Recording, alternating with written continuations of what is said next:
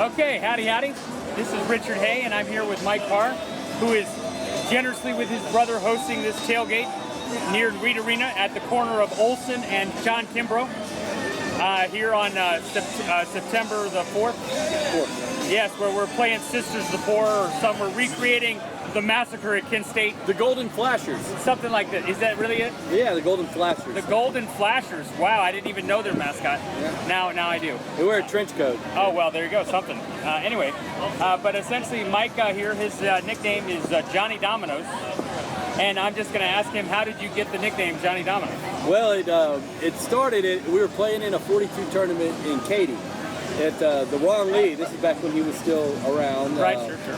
I think a year or two before he passed. I don't remember exactly how long ago it was. Okay, sure. But me and my partner JB were playing in that tournament, and we went on a big run where I was just being real aggressive.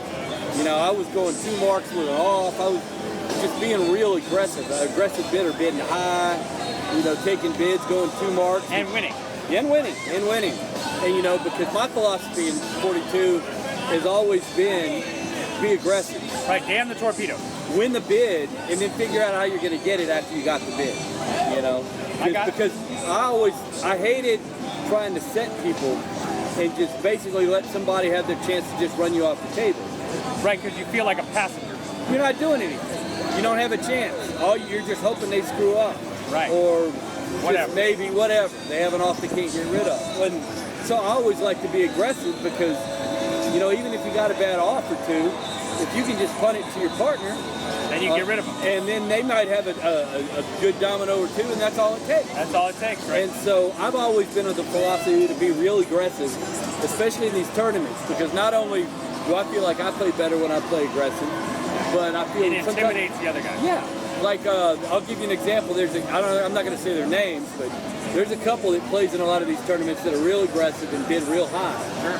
Well, a lot of times they'll intimidate people and just not ever bidding because they always know they're going to get outbid. Right. Well, when it gets to this guy, and my partner may bid 36, he bids 37, I'll go 38. Right.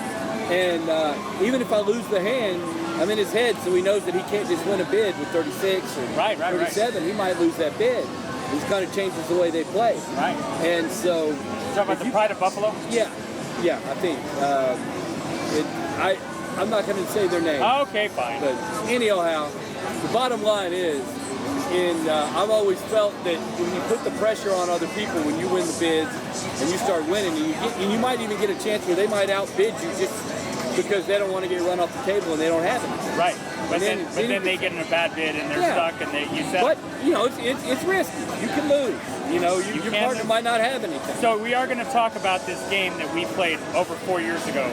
At the state championship where we lost to this 7-year-old girl, but I think we mainly lost to her uncle, who I just called Shoplifter. We'll get into that. Shoplifter. We'll get into that. Now, in that game, you were bidding aggressively, 34, but then I would never have your trump suit, and you were getting 3 trump like over and over again. It happens. At least 5 or 6 times. But you know what? It beats just sitting there and letting people push you off the table. I'm not disagreeing with the strategy. I'm just saying sometimes it goes south. Sometimes it does go south. Sometimes it goes south. It does go south from time to time. But anyhow, the twins were there at that tournament. They were. And it was a tournament that me and my partner were winning and advancing. I think we had lost early, and we had to go through the losers bracket, but we ran through the losers bracket and got all the way to the finals. Okay. And ended up losing to Soup and her partner in the final game. Right. But we got to the final game. Right. And so...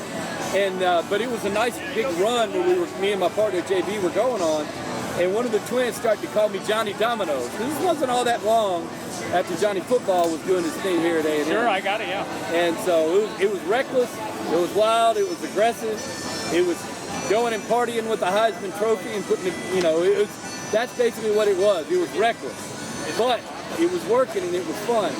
And so they called you that and it was entertaining, and ever since then they've called me Johnny Dominoes. So. Oh, there you go. Okay, well, thank you, Mike, and I will stop the video now. All right.